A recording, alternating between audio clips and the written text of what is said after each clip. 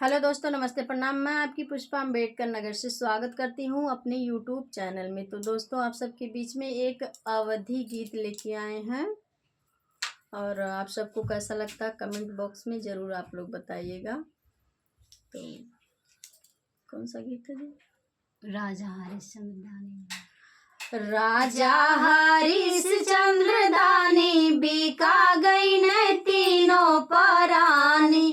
राजा हरिश्चंद्र दानी बिका गई न तीनों परानी। महल भी बिक गए, अटरिया भी बिकी गए। महल भी बिक गए, अटरिया भी बिकी गए। जीवना पे पड़ी परेशानी बिका गई न तीनों परानी। जीवना पे पड़ी परेशानी बिका गई न तीनों परानी। राजा हरिश्चंद्र दानी बिका गई न तीनों परानी।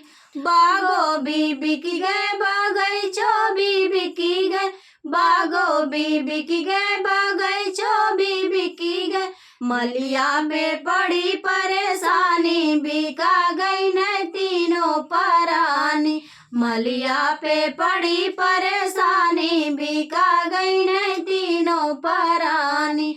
राजा हरिश्चंद्र दानी बिका गई न तीनों परानी। राजा हरिश्चंद्र दानी बिका गई न तीनों परानी। कुआना भी बिकी गए, जगतिया भी बिकी गए।